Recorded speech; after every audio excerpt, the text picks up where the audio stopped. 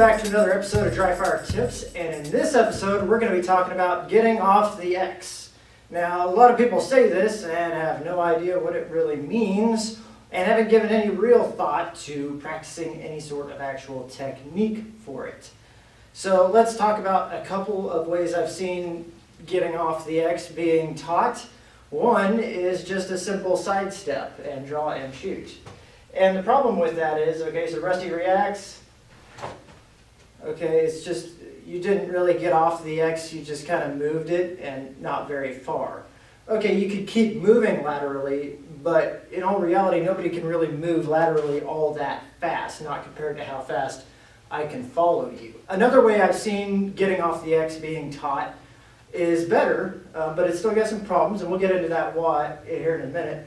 But that's basically where you just move backwards. So Rusty reacts, I react to him reacting, and then I can follow up. And the main problem there is that, again, I can move forward a lot faster than he can move backwards, and he's only forcing me to react to one situational change. He starts moving backwards, and then from there on, it's the same game. I just keep moving forward and keep trying to close the distance.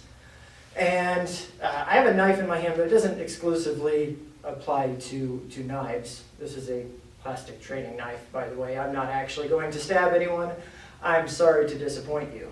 So the best method for getting off the X that I've seen taught, and this was taught by Precision Response Training by Thomas Howard out of Papillion, Nebraska. He's a very good instructor if you get a chance to check him out. He's not that well known, but he should be better known because he teaches some great stuff. And the method he teaches is, and I don't know if this is what he actually calls it, but arcing back. And the difference is not like that. Not like that. The difference is when you're moving laterally, you're causing one directional change and then they can just follow you. If you move backwards, you cause one directional change and they can just follow you. When you arc back, you're causing constant directional changes that they have to keep reacting to. They have to keep losing momentum by changing their direction. This is the best technique I think I've seen, just based on the simple fact that it actually has some chance to really buy you some time and buy you some distance. And the reason for that is because of those constant directional changes, obviously. So they're going to lose momentum every time that they're having to change direction, as well as they're having to constantly react to what you're doing. So those two things kind of compound and can actually buy you some time and therefore buy you some distance. And that's what getting off the X is all about. It's about getting the initiative back in your hands, forcing them to react to you as opposed to you reacting to them, and ideally putting some space between you and whatever this potential threat is. Stab. Now here's the thing, here's a plastic knife again, I was actually trying to stab him and I missed. I just grazed his shirt like that. So, and he arced back. So it actually did work. It actually bought him some time. I just gotta remember to draw my pistol. Just turn and run. Don't bother shooting, just turn and run. Just turn around, run away. You like my knife?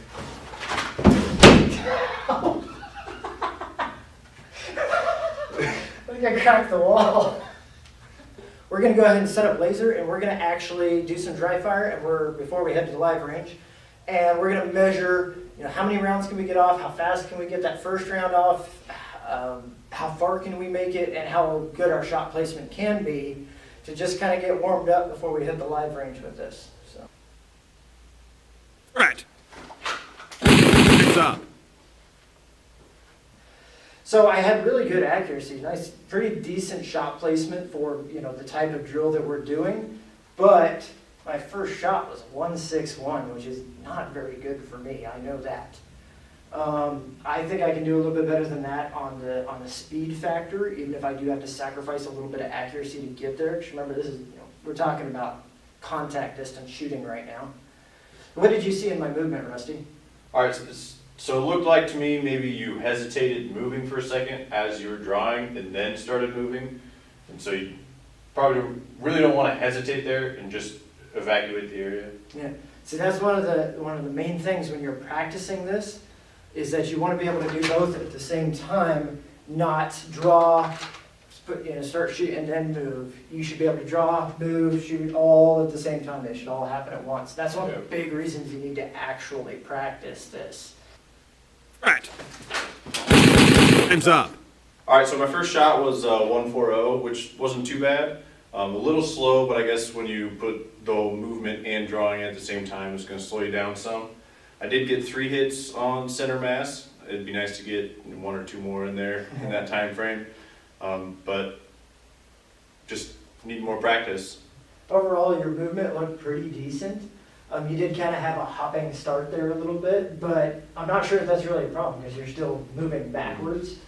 It's not really causing you to slow down your movement or anything. I would say that your arc was kind of extreme, but the honest truth is there is no like too much arc, too little arc. A lot of it's going to depend on the terrain around you. Can you arc that much? Where can you go? So overall, I'd say a pretty good run. Right. Time's up. All right, much better that time. I managed to get 4 pretty decent hits off. They're not great. Like I said, I'm sacrificing a little bit of accuracy to get that speed back and got my first shot off about 1.4, which is quite a bit faster than my previous run. Let's go ahead and take this to the live range and see how we can do out there.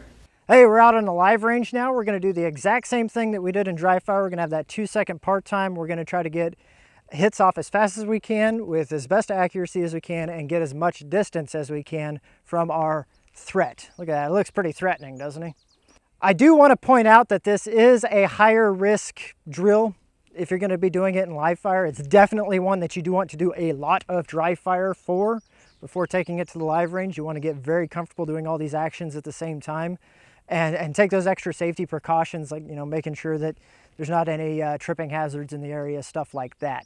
So I just want to point that out. If you are going to practice this at the live range, make sure that you're very, very comfortable doing it dry fire first.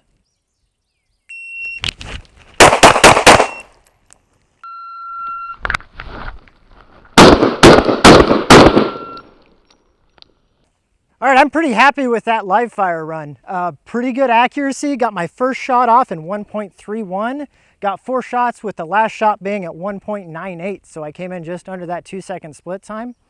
I think my movement was decent. Of course, it could always be better. I'm not acting like I'm perfect here. But overall, I was pretty happy with that run.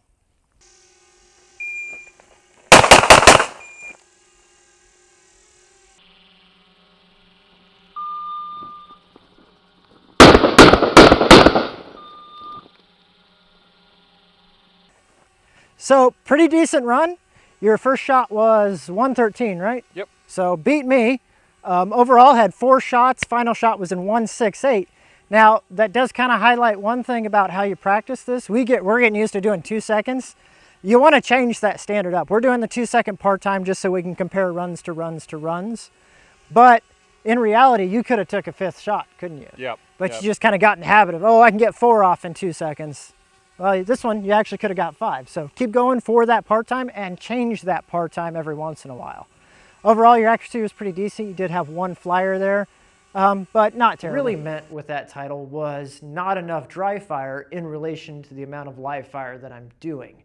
Now, I've heard, and the glaring issue is that it's all planned. It's all scripted. You're just going to follow a script and you have plenty of